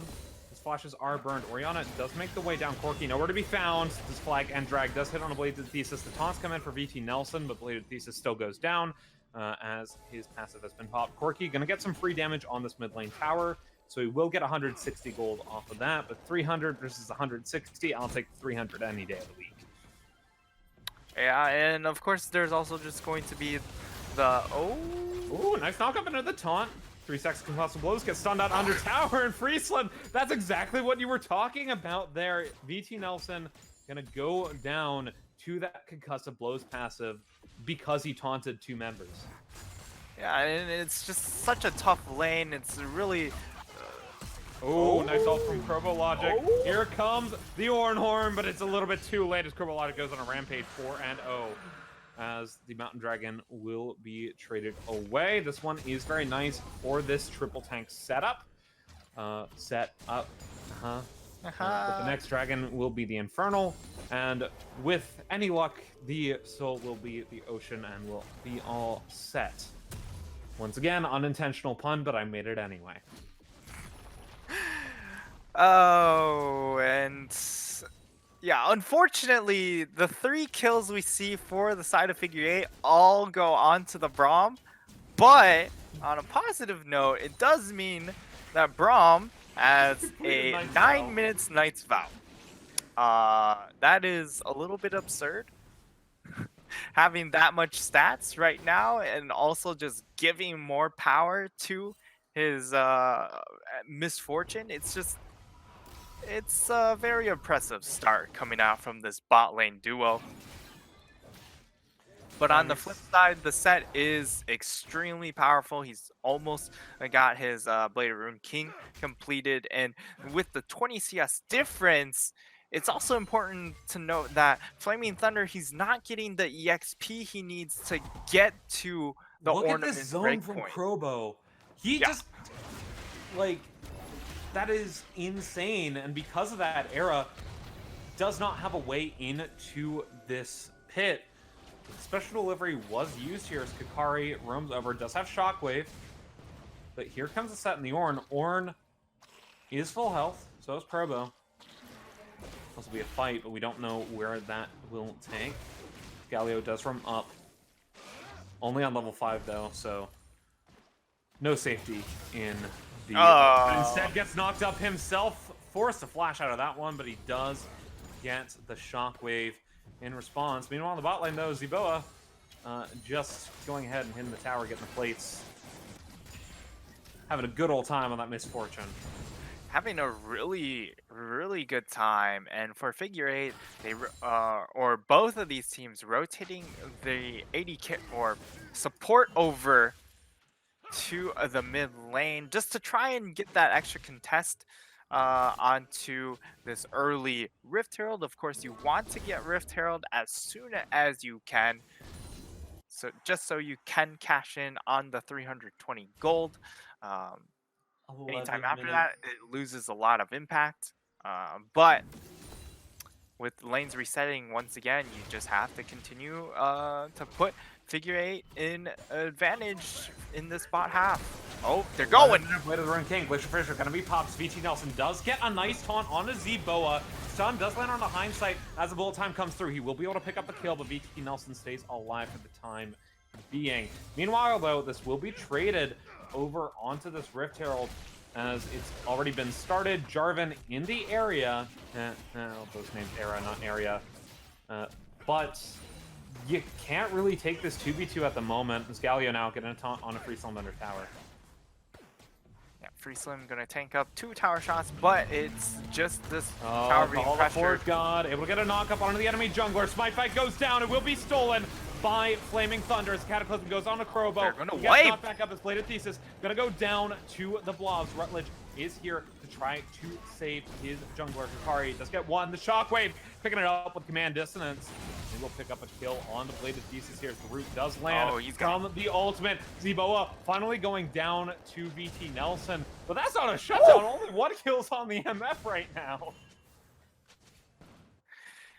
Yeah, and trades going all across the map. We saw that it was the Rift Herald to go over into the hands of the Ornn. Flaming Thunder picking that up for himself here. Unfortunately, not the most optimal target to have the Rift Herald on, as he is kind of locked into that top lane matchup against the set, who now has the completed Bladed Rune King.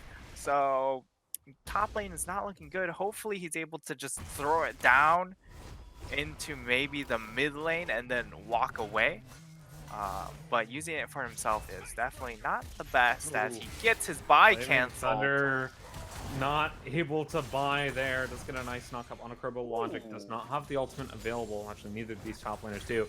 We do see the power of the Brittle to end up making that trade go even on the set, despite the fact that he's played the Ruin King, despite all that. Turret Plate gonna fall in about 25 seconds, so Flaming Thunder probably won't get this Rift Herald off in time. But Crobo Logic does back as the Infernal Dragon gets spawned and gets burned down by Figure8. And they're going to be able to secure this dragon here, and Triple it stat will... Drake. Yeah, it will be the Ocean Dragon, so definitely a lot on the line here. And Figure8 getting the early 2 dragons is going to be nice, especially also getting the 2 plates onto the Ornn right before plating faded. That is going to feel very nice here. And okay, Freeslim, they might be walking into a Thesis here, although Era is in the area. Trying to bait it. This will be a 3v3. Bladed Thesis does have the less bounce. Era does have Cataclysm. Meanwhile, on the top lane, trades happen. Engage from VT Nelson. Just forcing a dash as we see a Cataclysm hit onto Rutledge. He's able to get out of that one just fine, but here comes Era under tower with the Cataclysm. Here comes the Galio ult, not able to get hindsight, and he's not able to get the knockup onto Zeboa, so his jungler will go down as well. VT Nelson, the next one to fall, 3-0. Clean in the bot lane for Figure8, and just like that, they're back in control of this game. And it's just wild that the side, it's just wild how these junglers have been playing, where Era, he's gotten an advantage in this bot lane, and he's continuously tried to push that advantage. Whereas on the flip side, you see the advantage getting gained in the top side, but Bladed Thesis just hasn't gone back top, even though Flaming Thunder is an easily diveable target. You might not think that because it's an Ornn, but because you have Zac who brings the magic damage, and you also have the set This is a just so far ahead. 3v1. Logic not gonna get knocked up, but is not able to get the stun as Area is here. Goes back up with the flag and drag. Turbo Logic not getting the aggro, but now it's a 4v1. Turbo gonna pop the haymaker, not gonna get the third aggro. He is out of the way. He gets stunned up by concussive blows, and the Orianna gets a shut down. That one was a 250 golder, so a nice 550 gold going on to this Orianna means that on this back, she completes her Luden's Echo and Sork Boots. Yeah, Luden's Echo going to be the completion here. And it's interesting that we do end up seeing the Luden's Echo rather than the Hex Tech GLP. She's not going, what is it? She's not going Glacial Augment, so she gets more off of it. But we do still see it a lot on Phase Rush, Orianna, and still on Aerie, because it is the strongest one item. A Mage Power Spike still. I'm gonna disagree with you however- there. I think it's great utility, but as far as total stats, Luden's Echo is so much better. You're going to get it about 400 gold cheaper, so the spike is a lot faster. The active also competes with the Luden's Echo little spark. Of course, you're not going to use it on the wave, so wave clear, of course, will still go in favor of Luden's. But if you're looking in individual trades, the active on GLP is going to be just as good. Just as a counterpoint for Luden's Echo, there's so many jumps on the side. Okay. Team Nelson actually keeping the flag and drag out of that one, but he's caught in the Cataclysm. Bladed Thesis goes on the back line with the Let's Bounce. Orianna able to get a one-man shockwave, but here comes the Zac going back into the blobs. The rest of his team is here. Zac gonna stay alive as we see a nice change of corruption onto Freeslide. He goes down, but the bullet time comes in alongside the Call of the Forge God. Galio does go golden. There's a nice haymaker comes in and is able to get the kill onto Era. It's a 2-4-1. An active rush find a fight. They do indeed find a fight, and it ends up being a bonus win trade for the side of active rush there, gaining an extra kill in favor for them. And hopefully that's going to allow them to get this extra mid priority to then rotate over into a dragon, but it does look like they're going to reset here. Flaming Thunder, though, might have overstepped his bounds. Oh! Rocket barely gonna miss, and the Valkyrie's away from the turret. Yeah, able to survive here is actually really good. He has the teleport available, so he can get the rotate, but because of the fact that you had the AD carry and support or recall there, it does mean Figure8, they get themselves a very quick third dragon, and it's just the side of active rush being way too far behind on that rotate. Yeah, and if they get one more, that's Ocean Soul, and that is the best 3 combination of Drakes in the game. A single Mountain, single Infernal, and an Ocean Soul. So I really hope, if you're an active rush fan, that they go ahead and are able to contest and pick up the next couple Ocean Dragons, as Baron does spawn in 25 seconds, going to be the next major neutral objective on the map. We see both teams posturing for vision around it. Yeah, they're both just hanging around, try and see what they can actually do. It looks like they're mostly going to be playing towards that top side, hopefully hoping that Figure8 would overextend and then being able to just easily punish. And that's what you're going to be looking for from the side of active rush, is that they want the side of Figure8 to just overextend into areas that they don't have vision control. That's where the Zac will be able to succeed very well. And of course, once he gets into that backline, it also then means that Galio's in the backline. So that's what you're going to be watching here, the position of the Zac. Yeah, and we do see just the vision control once again coming in from Figure8. Oh! Special delivery, able to catch out on a free slam. He does use the Unbreakable, but it will eventually break down as Rutledge picks up the kill there. Now Blade of Thesis, 2-man stretching strikes. First, no flash on Kakari as the Hero's Entrance comes in. Area, able to get a 2-man Cataclysm as the Let's Bounce does this damage to the backline. Flaming Thunder does get a kill on BT Nelson as here comes Probo. He's able to get a nice showstopper, but the Corky's down. He's the only damage of his team left alive as Varus is way too far out of the fight. Kakari now trading onto Blade of Thesis, stretching strikes, gets onto Flaming Thunder, gets 2-man stretching strikes. Kakari eventually gonna go down here as Flaming Thunder gonna try to go invulnerable. We see the flag and drag going onto Hindsight as he's forced to kite out onto area, able to get the double kill for himself. It will be a 3-4-3 and a bunch of shutdown gold finally going in onto this Varus. Yeah, shutdown gold going on to Varus, and also just the fact that they got caught sleeping the side of Figure8, and the fact, can they actually get this kill? On the Crobo. He gets a nice stun, but he stunned up himself with a concussive blows. Able to get a nice haymaker shutdown, and he's able to heal back up through the Conqueror, and now Free Slim forced to make his way out. Nice 2v1 for Crobo Logic. Yeah, and the flash available on Flaming Thunder doesn't use it. Means that Crobo Logic able to get that sweet spot on the haymaker, and that's the difference between a kill for Crobo and a kill for Flaming Thunder.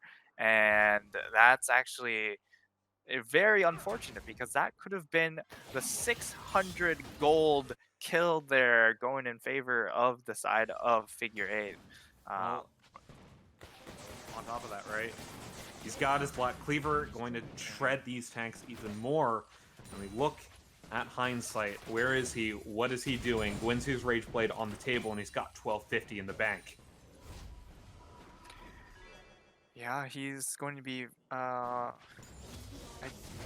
don't think it's enough to get it completed. Oh, it does indeed get that completed. So now Hindsight is at a very strong point. Being able to cut through the Ornn and Jarvan. Both of these champions not quite at their break points yet.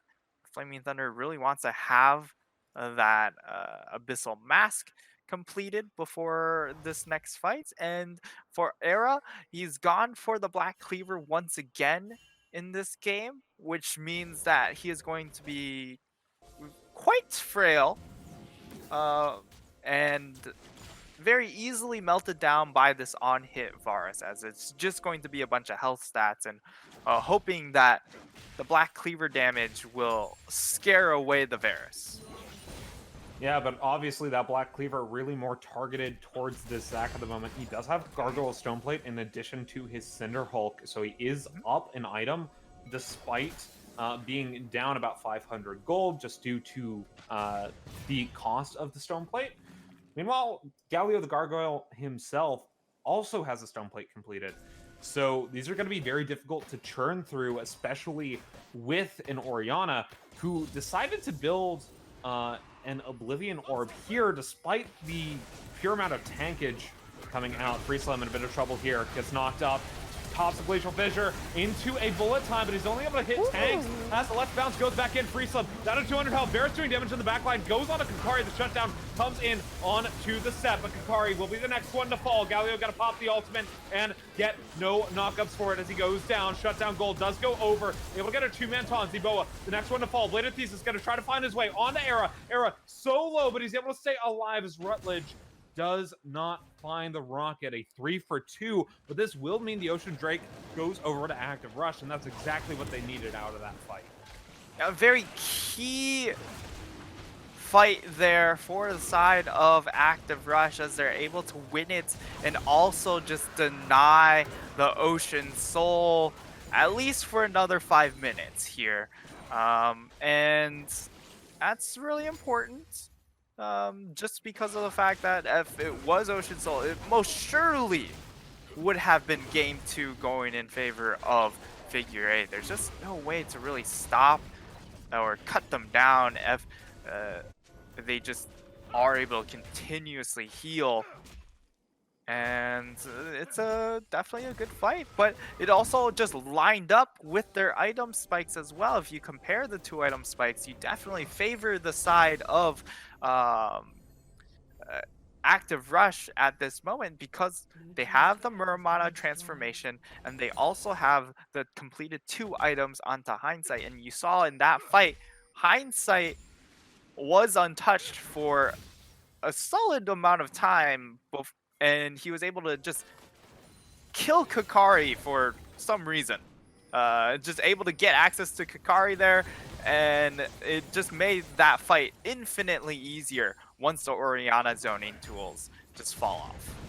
Yeah, that said, MF was able to pick up a I almost said Hex Tech Revolver, a rapid fire cannon off of that fight, so she is an item up on this Varus. Of course, Varus's items being more expensive than those crit ones is 2,000 gold down, so that is a bit deceptive, saying, you know, MF's 1 item up here, but also Varus on his next item will end up outscaling the MF, despite the fact that she has 75% crit, because MF will want to go into the Blade Thirster for its item, most likely. Yeah, and for the MF, in that last fight, she was able to find the shutdown onto Hindsight, but unfortunately, she had to invest her flash to do so, which means if a fight occurs in the next 2 minutes, she's going to be without that tool for herself, and it's a very, very vulnerable backline for the side of Figure8. I would like to check here. Does Bladed Thesis have his passive up at the moment? It is up, so he will be able to get some of that dive out with a little bit more efficiency, as we see Orianna actually completing the Morellonomicon. And I'm going to be real with you, Chief.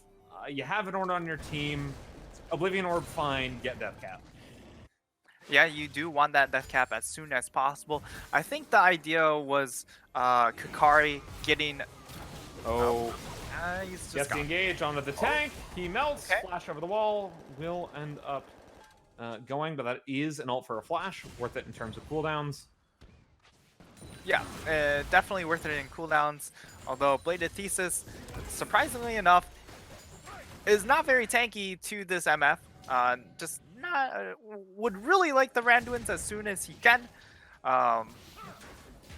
Just to have that extra durability against the MF, which is going to be the main target he's fighting against, as Kakari is looking to try and get multi-man ultimates onto the back line. So not necessarily burning all of his cooldowns onto the Zac. But And he has a Molten Edge, too. yeah, there's a lot of damage onto Zboa. It once again comes down to kind of what we saw in game number 1, where Zboa has to be the one to find individual plays. Bladed Thesis, but here comes VT Nelson. Able to get a nice 2-mana taunt as the Shockwave comes in. Only able to get one since Bladed Thesis was using the Let's Bounce. But VT Nelson is so tanky as he already popped the Gargoyle Stone Plate. And that's a swing and a miss from the MF. Oh, he's going back in. Let's go time. Bladed Thesis into the back line. Zboa goes down to the Corki. And now Freeslund might be the next one to fall. First flash over the wall. Let's see Flaming Thunder gonna get a call in the Force God area. Gonna flash himself out of his own team's Cataclysm. Kakari will get the kill onto the enemy jungler. It's 2 for 1. But the damage is gone. Kakari gets taunted up. 3-man taunt from VT Nelson means that it's going to be a double kill for the Corki as Flaming Thunder makes his way back. That is another fight going in favor of Active Rush, and even more gold going on to this Corki. Corgi starting to get a little bit big here, as it does look like he's going to be building towards Essence Reaver just to add that additional siege potential and get some of that mana refund to continue to pump out damage here, as now it does look like Active Rush are going to turn onto their second Ocean Dragon. Oh boy. And you know, the momentum seems to be shifting a little bit here, Finnick. I mean, we talked about the power of Varus and Corki late game, right? You have this Orianna who has high levels of burst, and you have this big, beefy front line late from this Braum and from this Ornn. But MF does not outscale Corki or Varus, and even though she's on 3 items, she cannot afford to let up. Varus now has a Runon's Hurricane. Excuse me, supposed to start with R. Has a Runon's Hurricane completed here, as well as the IE, not the ER, coming in from Rutledge. We will need a quick pause as it appears that VT Nelson needs to restart the client, but it is coming up Millhouse for Active Rush right now, and this can only continue to snowball unless they can find a good combo on the side of Figure8. Yeah, for Figure8, it just comes down to when it comes to these team fights, if it's not an overextension from the side of Active Rush and being able to just get a free multi-man MF ultimate, then it just comes down to making plays with the Cataclysm Shockwave combination.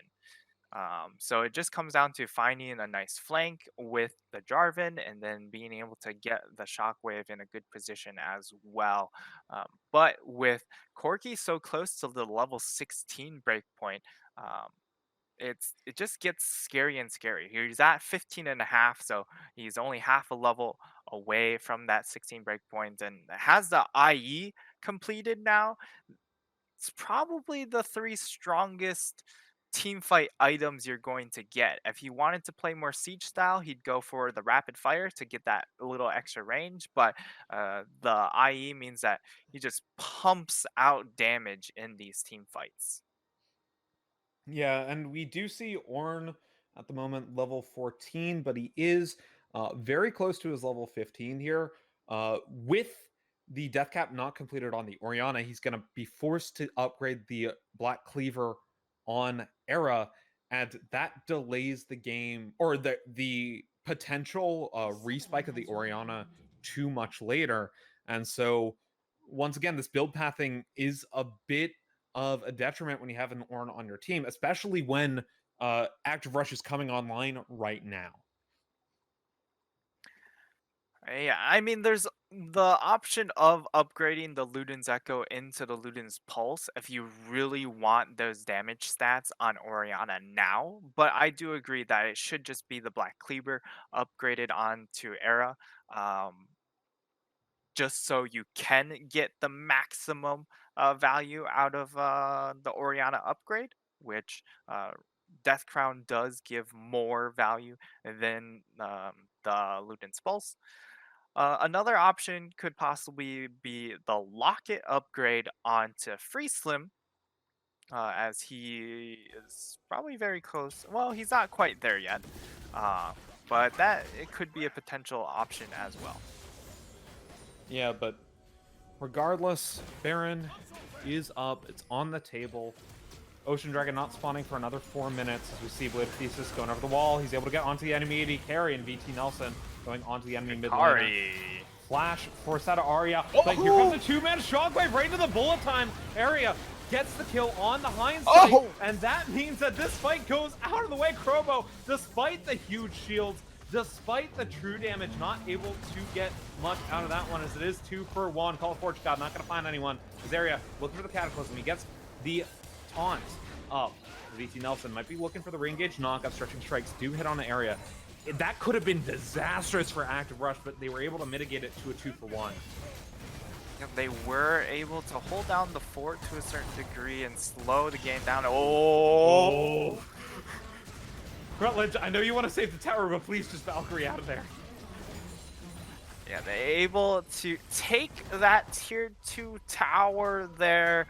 I think it was really looking more towards Rutledge wanting to stick around to hopefully get them to rush in a little bit too far. and then punish with the Galio ult, as we do see Luden's Pulse completed. Orin, your Orianna backed and grabbed the second needlessly large rod. She was 1,100 gold away. You could have upgraded, whatever. Regardless, Baron is being taken by the side of Active Rush right now.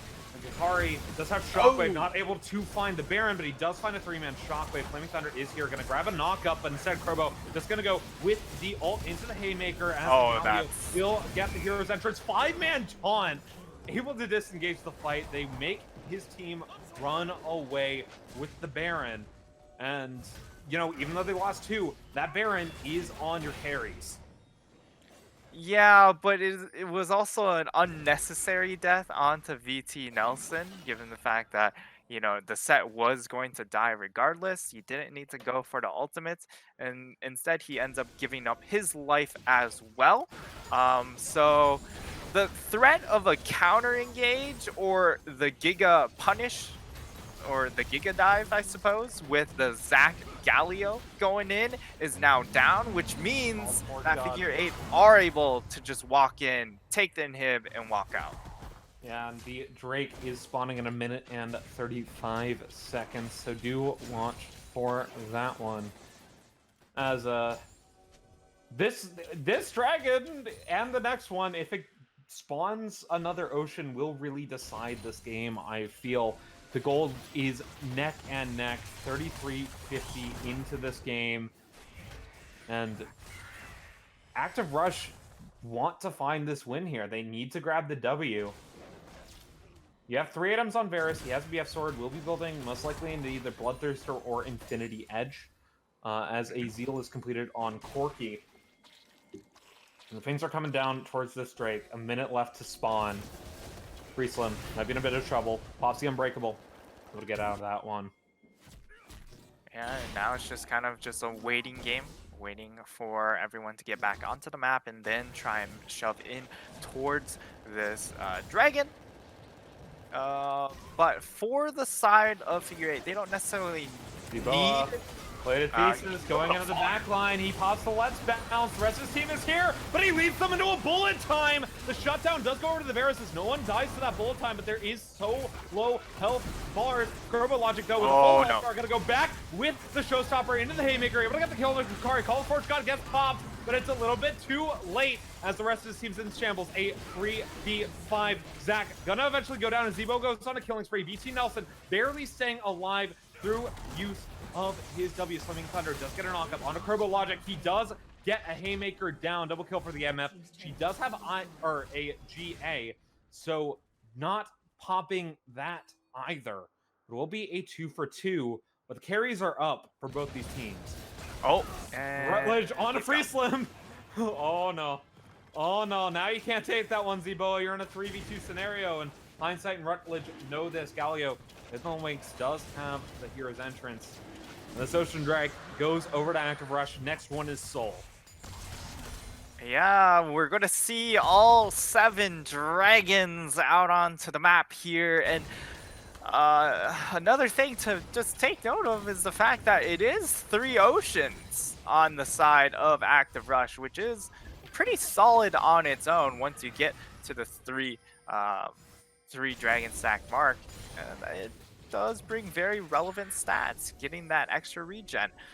But really, the fight came down to, well, they were able to get a good bullet time, but Kakari just out of position once again, just keeps getting caught by the dive, and Krobo Logic just able to jump in, hop in, punish them, and just create so much disruption in these fights.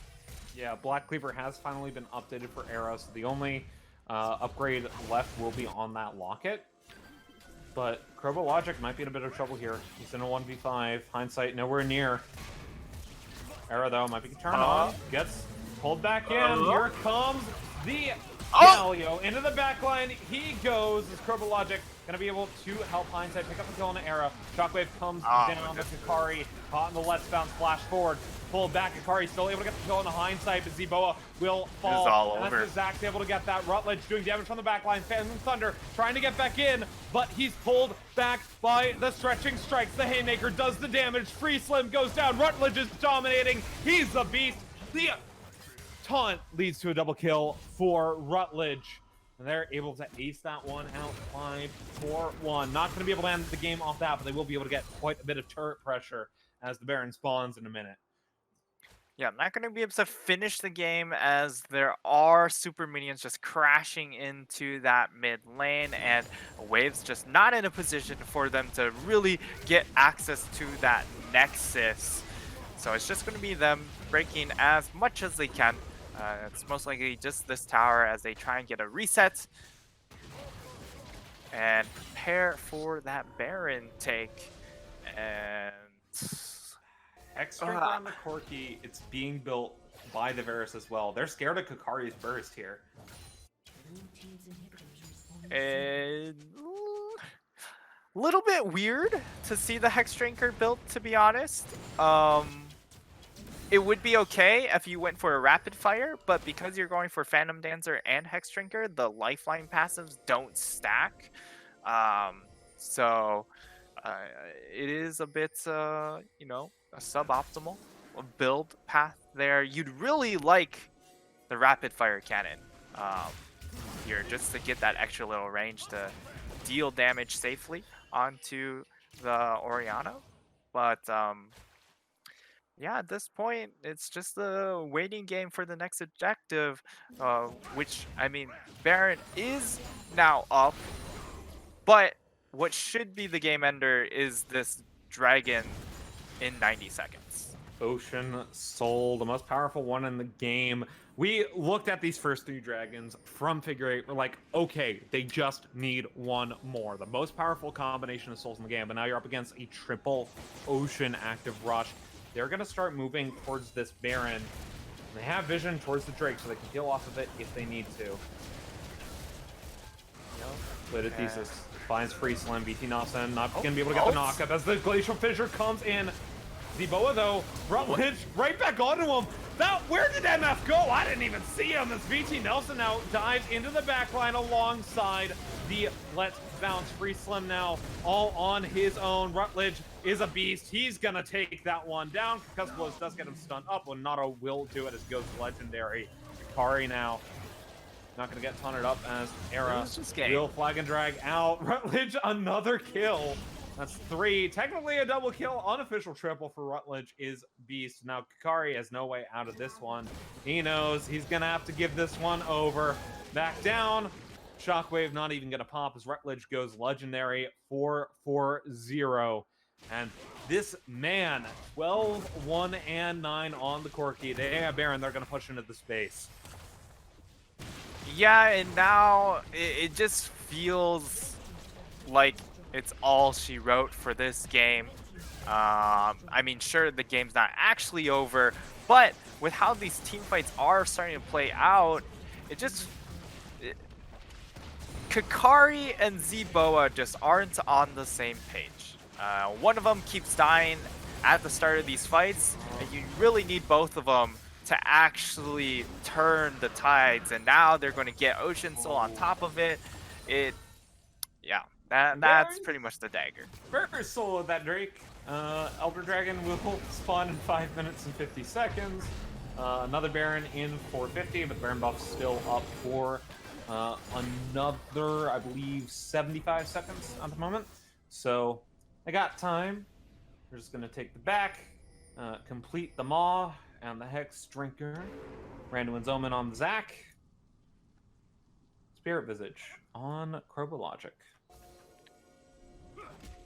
Yeah, and the only Hail Mary left for the side of Figure8 to get back into this game. Of course, they could get the Dream Fight on their double Nexus towers and just all of a sudden get, you know, all of their ultimates off and get 5-man